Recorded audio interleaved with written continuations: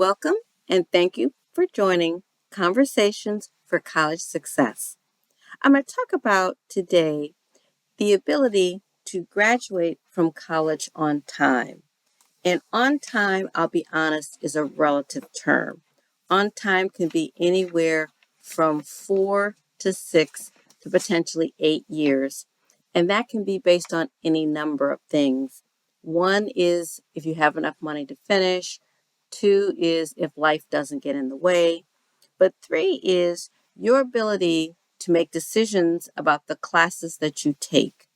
And I've been struck by a number of parents as well as family members that are concerned about their college students not graduating in terms of what they consider on time. And the discussion has come around they're taking classes that they don't need to take, or they're not sure what classes to take, and they aren't always getting the advice that they feel they need to be successful.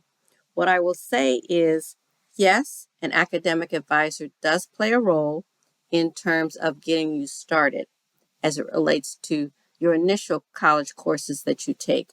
However, at some point, it becomes your responsibility.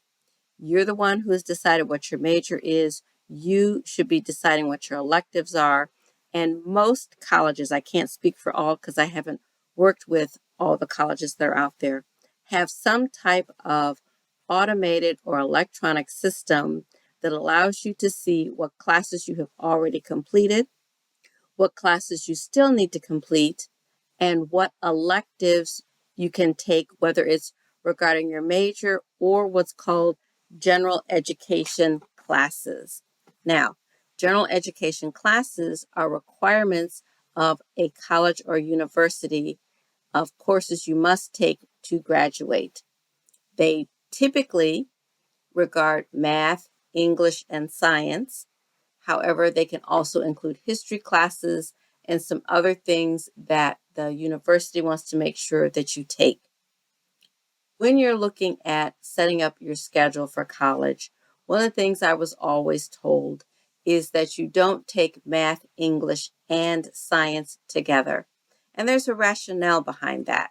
The rationale behind that is that those tend to be 3 hard classes that need to have your full attention, and that they have homework assignments on a regular basis. So you take 2 of the 3, and then you still have 2 or 3 other classes that you still need to take. So you need to have time to read the assignments, complete the homework, prepare for the tests. So you don't want to make especially your first year excessively hard. You want to make it in an environment that you can get comfortable with how the university operates, comfortable with the professors and how they teach, to make sure that things work in a way that you can be successful. With that being the case, the other thing I'm aware of is, like I said, most universities have some kind of an electronic program that you can take a look at to see what's required in your major, and required not only in your major, but to graduate. Most colleges and universities require, if it's a 4-year, 120 credits to graduate. With that being the case, that means there's several courses you need to take over that 4 or 6-year period to help you to be successful. As a part of that, the grade you receive also makes a difference. There are some classes that you have to have a C or better, or you get to take that class until you get a C. As you've probably heard from a number of my prior podcasts, working hard, studying, and if there are classes that you're struggling with, getting a tutor becomes really critical to your success. You really don't want to not get the assistance you need or not know where to get the assistance you need to be successful. And that also deals with writing papers as well. Everyone's not a great writer, and there are programs and departments that can help you with that. A writing center if you need assistance with writing, a math lab if you need assistance with math. Plus, they also have teaching assistants or separate side sessions that can help you to learn what you need to learn. What I've usually said is if you need a tutor, I'd start out with tutors. You don't know how the university operates. You don't know how teachers teach. You don't know what you're expected to necessarily know. So definitely your first year, you should start out with tutors in classes that you know you're not strong in, whether that's math, English, science, or just some course that you've never had before. You want to make sure that you try to find people who can assist you with that. Know that in any of the classes you take, the foundation is critical. If you have a good foundation, you'll be able to move through any other courses in that curriculum. However, if you don't have a good foundation, then moving forward is going to be very, very difficult for you.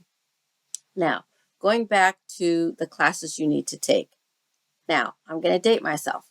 When I was in college, they actually gave me a hard copy piece of paper that had all of the classes I was going to need to take, including saying elective if I had the choice of my elective, for the entire 4 years that I went to Cleveland State University.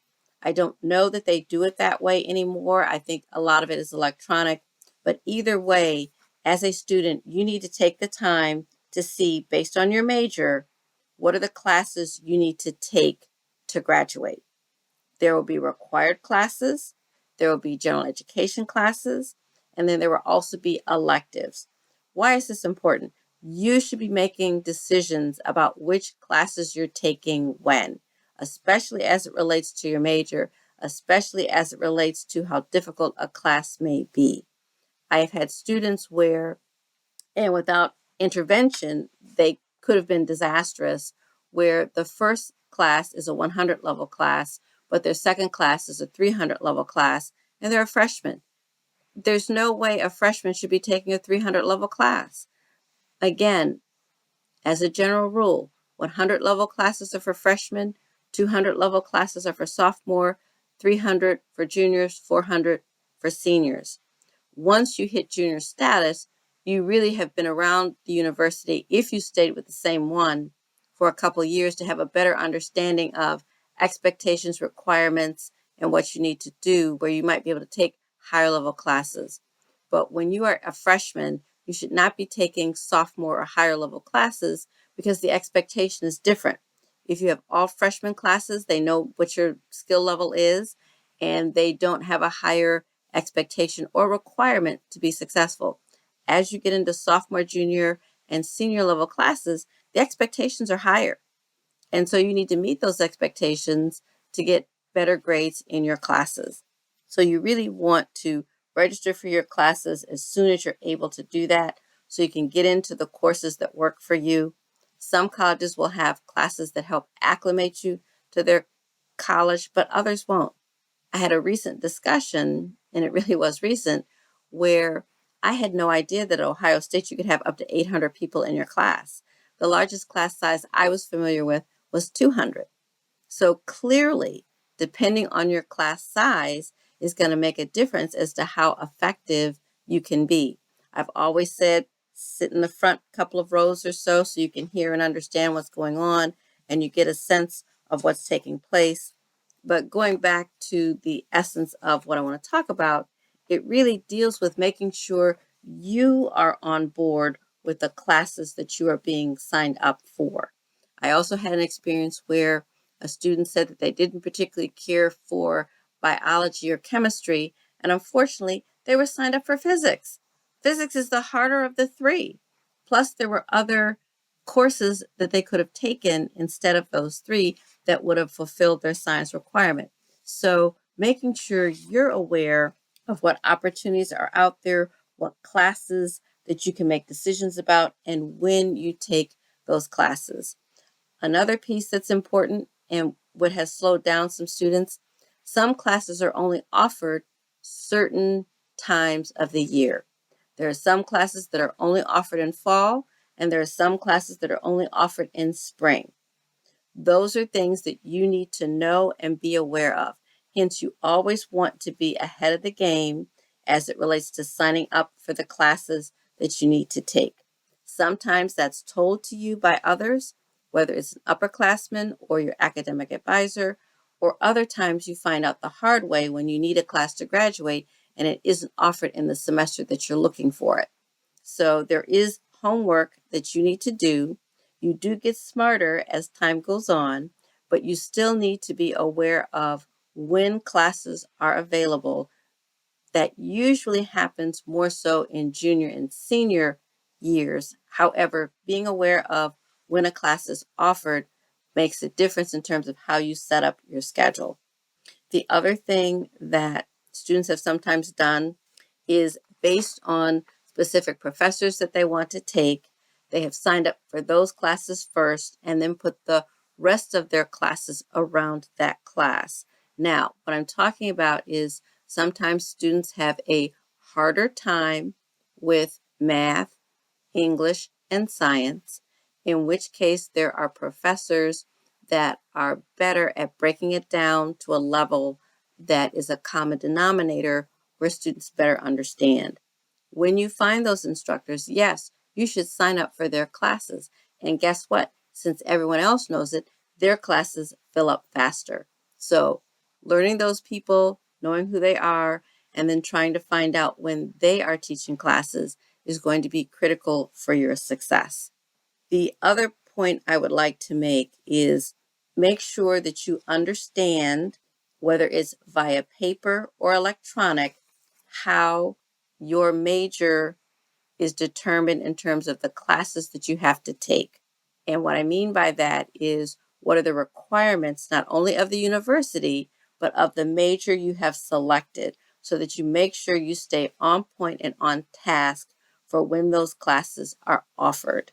If you have any questions as it relates to making sure that you graduate on time, please don't hesitate to send your questions to Conversations for College Success at hotmail.com. Again, that's Conversations for College Success at hotmail.com.